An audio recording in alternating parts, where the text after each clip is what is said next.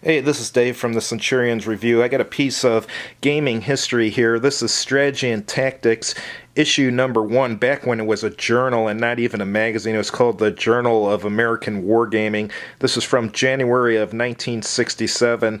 Before we talk about the articles, let's talk about some of the specifics of the magazine. It looks like the editor or owner of this magazine was Christopher R. Wagner. He's the guy who started it all. It looks like it was printed in Tokyo, Japan. I guess that was the cheap place to print back in 1967. It says it was going to be published 10 times a year at 6 to 8 week intervals. Subscriptions were $5 a year, and a single copy is 50 cents. Wow. I think now, if you were to go to the game shop, if you didn't have a subscription to Strategy and Tactics, I think it's about $34.95 if you get the version that includes the game. Back issues, 60 cents. Overseas shipping was just 10 cents extra. Wow. And if you wrote an article for this, you either got a free 1-year subscription or $5 for each article accepted. The first article in this journal is about Avalon Hill Blitzkrieg. They claim there's some problems with the rules, and the interpretations that Avalon Hill gives are a little too conservative. So what they're doing is they're offering some of their own interpretations and a few house rules and stuff. Part of the article is finished off on the last page. So they're talking about automatic victory situations and so forth, and some areas of ambiguity. They believe their rule provisions enhance the game quite a bit, so it sounds like something that's worth reading. The second article is a historical background of the Remagen Bridgehead in World War II. Basically, it's just a historical background. It's 2 pages, and it seems historically accurate. It's on the first page, and it's also on page 4 also. They have a rule set, for miniatures rule set that's in this issue too, so that's why they're giving the historical background. There's an editorial section in the journal, and basically the editor is talking about why they created Strategy and Tactics in the first place. The short story is they just want to give out more information about wargaming and help the hobby. They also want wargamers to try new aspects of the hobby. For instance, here's a quote from them. "If you have been restricted to one type of wargaming, we suggest you look over the articles concerned with other fields. We think you'll find that your experience in any aspect of our avocation will stand you in good stead with all the others." So they're just trying to make everyone more balanced wargamers. There's an article called Warfare with Miniatures. It looks like it's an article. Remember, this is 1967, so this is introducing people pretty much who have never even heard of miniature wargaming to what it is.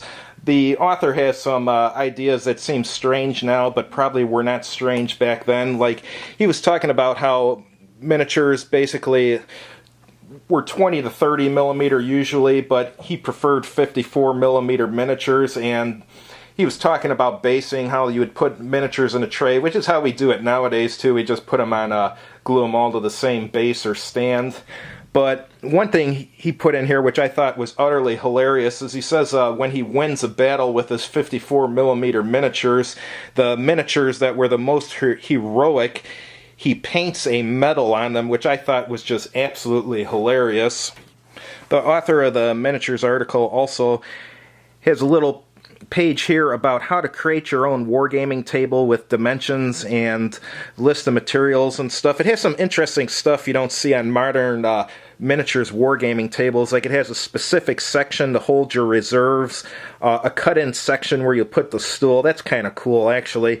And then you put your eliminated forces in this specific section, kind of like how a board wargame has sections for putting eliminated forces and reserves. He's put that on a military miniatures table. You don't see that nowadays, but it's kind of a neat idea, even though no one uses it in the modern times. There's a section here in the magazine called Avalon Hill Variants. This is related to Battle of the Bulge, the game. I've never had the pleasure of playing that game, though I've seen it a million times, but these are new rules and stuff for it, and they express displeasure with the order of battle. So they have a new order of battle for the Battle of the Bulge printed in the magazine, which is pretty neat. So, I mean, if you're going to make a modern version of Battle of the Bulge, the game itself, you could probably use this order of battle to determine what forces you need in the game. So, that's pretty cool.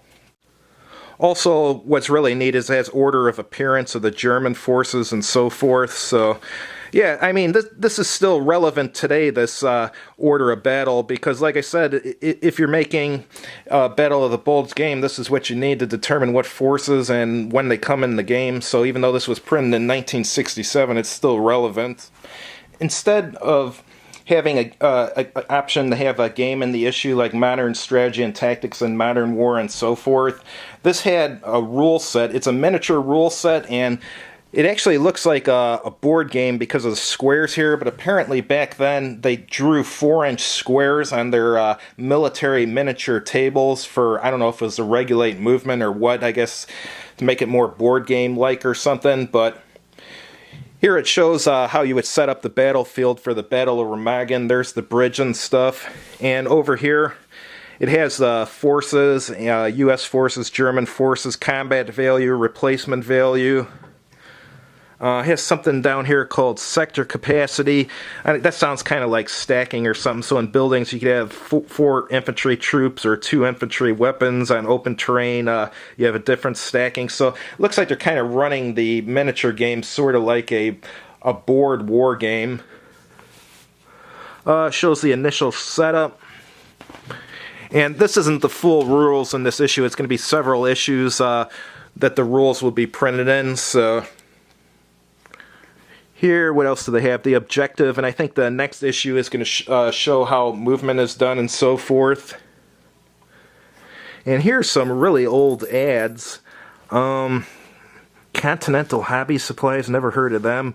Military miniatures, 40mm scale, interesting. This old stuff is really neat. Ludendorff Bridge, $4.50. Pontoon kit, $3.95. Boy, prices were pretty reasonable back in 1967. And the last page here, what do we have? This looks like where the letters to the editor would go. Here they have one on mines and so forth. And here they're talking about what's going to be in future issues. So I hope you enjoyed seeing Strategy and Tactics issue number 1. As you can see, it's very different than the modern magazine, but it's a lot of fun to see the history of it and to see how gaming was different in 1967 composed to now. Looks like they had some good ideas and stuff, and most importantly, looks like they had quite a bit of fun playing these old Avalon Hill games and stuff. So thanks for watching.